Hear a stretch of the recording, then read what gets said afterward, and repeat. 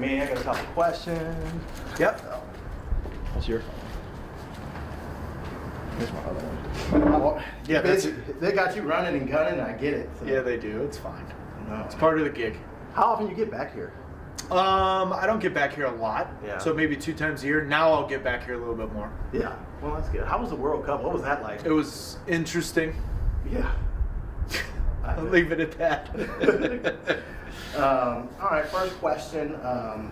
Tell a little bit about your thoughts coming here, MLS coming here, your hometown here in St. Louis. It's remarkable to think that actually in 2023, St. Louis City will embark on their first Major League Soccer season. For about 30 years of my life, I've been talking about the power of St. Louis and what the sport is and what it means, and it's in the fabric of the city and all the buzzwords you want to use.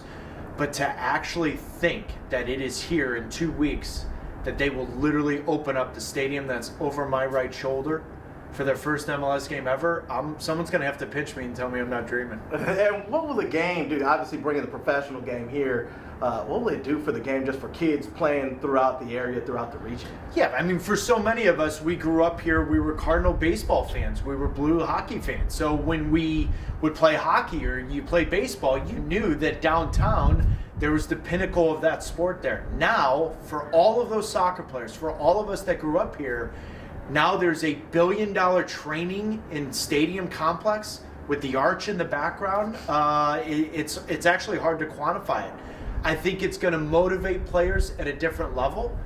Players have always been developed here, men and women, but now it's a little bit different because now you actually get to play for your home team, and that is something all of us would have loved to have done. Our times were too soon, but now to imagine the first St. Louis kid playing for St. Louis City in this stadium, that is going to be something else. And I mean, there's huge expectations, as you're well aware of. Will those expectations for fans be met? In terms of just the anticipation and everything that'll, everything you just said, bringing it to the game? Yeah, I mean, listen, the expectations of the fans is part of the reason why St. Louis is at the heartbeat of this country regarding soccer. It's often why it's referred to as the soccer capital of the United States, because there's real expectations on how to play the game, win the game.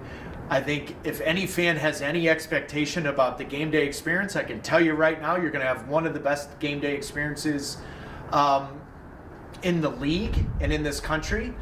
But I'd also say to you into the camera, there's expectations from my point of view on what the fans do. Mm-hmm. Because it's very important that the fans understand they're as important as anything else of making sure that building is loud for 90 minutes in a difficult place to play in.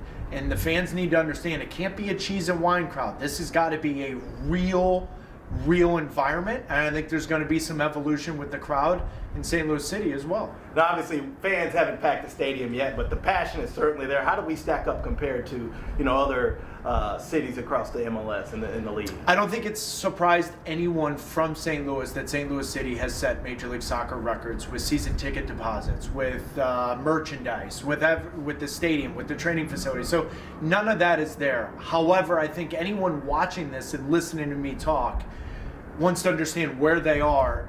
St. Louis is at the top.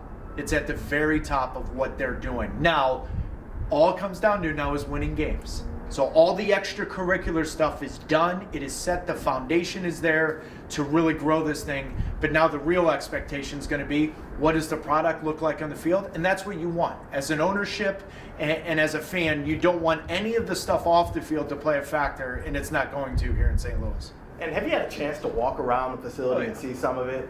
Is it the best one in the league? I may or may not have scored a goal in that stadium already, so yeah. It's top 3 or 4 best stadiums, I think, in this league, if not the best one. Mm-hmm. The way they did the roof, the way the ambiance is going to be with the sound in the background and where the supporters are, the luxury seats, the pavilion outside, everything they did right.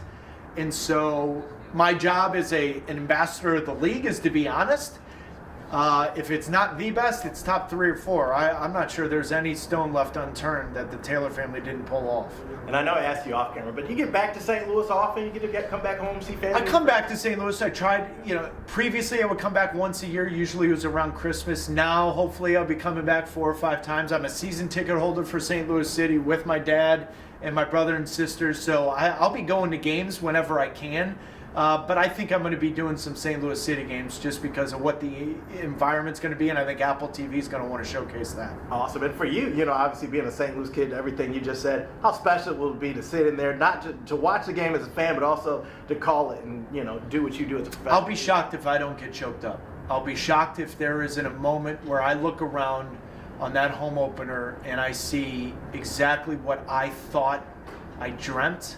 And the fact that tangibly, I'm going to say it, they actually pulled it off, I would be stunned if I'm not choked up on that opening game. What do you miss most about the city? Even outside of soccer, whatever, just for you personally, what do you miss most about when you're on the road and you think about home? The people.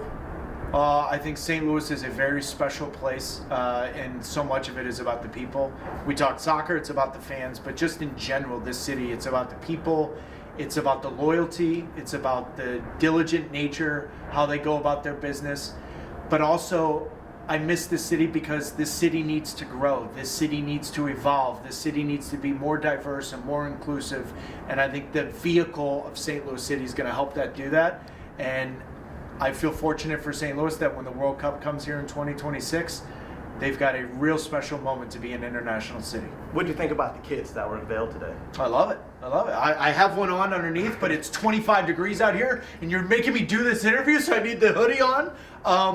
Rightfully so. St. Louis City put number 20 on the back of the jersey. I just wish I could wear it in real action. It's going to be one of those things that I just wish I could have pulled off. Perfect. Well, Frank Cusimano wanted to be here and do this with you. Tell Frank to zip it. It's better that you're here. Oh, good. He said I love you, Frank. He said you were his top 4 athlete. Top 4? I said who's 1, 2, and 3. Who's what the hell is that? I don't look. You got to take that for him. Top 4. What, top 4 athletes out of St. Louis? All time. For him, covering all time. Okay. All right. But what's he going to give me? Anthony Bonner? What's he going to get? Erwin Claggett? Like, come on, Frank, clean it up. I know. Well, anyway, I'm done with you. Anything else you want to add? Any other key points? Anything I didn't ask or anything like that? No, you did it perfect. Perfect. Well, I have to one request. I got to take a photo. Yeah, dude, I'm absolutely. a fan of yours too, so I got to definitely make sure I